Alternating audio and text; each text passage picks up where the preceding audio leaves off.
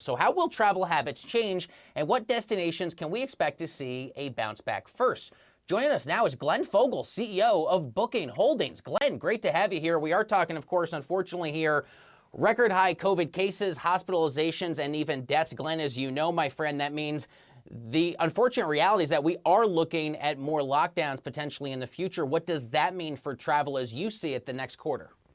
Yeah, well, thank you for having me, and that's absolutely correct. And it is unfortunate that there are parts of the world where the vaccine is, not there at all. It's nowhere, and the virus rates keep going up, and people are concerned. Government's putting on more restrictions, going to inhibit travel.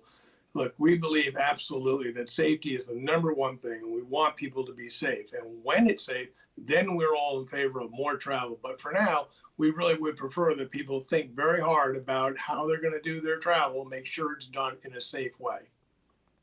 Well, Glenn, one of those things people are doing is that they are shortening what's known as the booking window. I think you'd agree. You have a lot of people out there who are more inclined to book trips a couple of days in advance now, given coronavirus-related restrictions, as opposed to several weeks or several months. That's been a newly emerging trend here in 2020. Is that a trend that you expect to continue to carry over into 2021?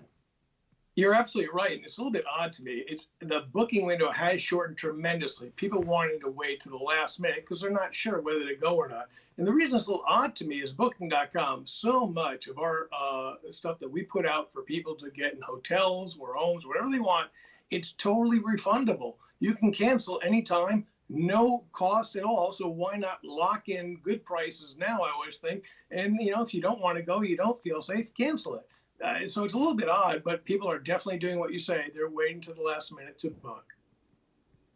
Glenn, you identified on your last earnings call that gross bookings fell 47% in Q3 versus the same period from the year before. But where does your optimism lie right now, Glenn? When you look at the underlying numbers, the metrics, the figures, what stands out to you to say, okay, despite the fact that bookings have fallen so precipitously, what gives you hope as you look ahead to future quarters for guidance into 2021 and maybe even beyond? Yeah, and it's actually even worse because after the end of the third quarter, as we all know, the infection rates started going up. And when that happens, bookings start going down. So we certainly saw in October a lot worse than things were in the summer. And unfortunately, as we just talked about, this could be even worse as these infection rates continue to rise in certain parts of the world. But we all know with the announcement of all these wonderful vaccines that are, hopefully going to be approved very shortly by governments around the world, hopefully that will start to turn the tide, so to speak.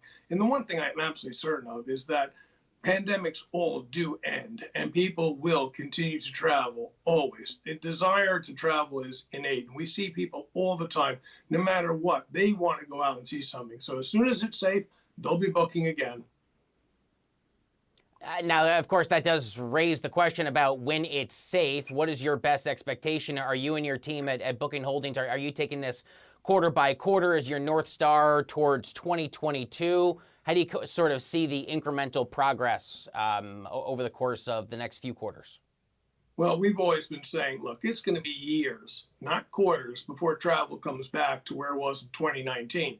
But we're all hopeful that things will come faster. We're all hopeful that those vaccines will get distributed quickly. We're all hopeful that the virus will be vanquished quicker rather than later. But we don't know, and I think nobody really knows. So we're going to keep going with what we believe is going to take some time. Glenn, a lot of companies have tried to make it easier on American families and consumers to book things like cancellation fees and refunds. They're trying to be more accommodating and understanding the fact that as people book vacations, the details surrounding those bookings may fundamentally change. Is it your expectation, even for your companies, that a lot of those policies will be continuing in a post-pandemic future? Well, look, as I pointed out, so many of the things that we offer to car consumers is totally cancelable. And that's the way it's always been with us. We've always offered a lot of that. But we also offer the non-refundable. And of course, that's a better price, but people are taking on some risk. But of course, you can also buy a trip insurance policy to help alleviate that risk. Here's the thing that I think is actually going to happen. Once this terrible, terrible pandemic is gone, people's memories are fairly short. And I believe that we will come back to how travel used to be fairly quickly after the pandemic is gone. Look, I've been in this business for over 20 years, and I remember after 9/11, I had friends and colleagues and people say, I'm never going to travel again, ever. They were so afraid to get on a plane because of what happened. And yet, just a few months after 9/11, people were back to traveling the way they used to. Glenn, finally, I want to ask you a bit of a personal question, and I hope you don't mind me doing so because I had COVID-19 earlier this year, and it shaped the way that I approach this story as a journalist. You also had COVID-19. How has that impact on you personally shaped your work as CEO with regards to your space, having gone through it yourself?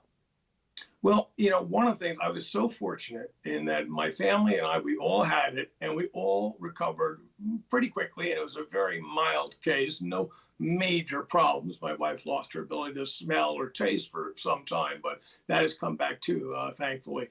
So one of the things I want to be, and I try to always be very cognizant, is just because it was easy for me doesn't mean that this is a virus that or an illness that we should just disregard.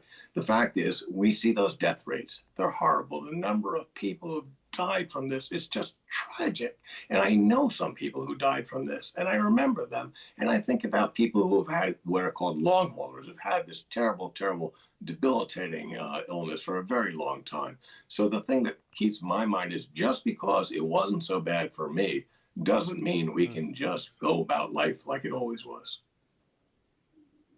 Glenn Fogel, I appreciate you answering that. I send you and your family the best. Happy late Thanksgiving to you. Thanks for taking the time. Glenn Fogel, CEO of Booking Holdings. Thanks a lot, Glenn. Good to have you.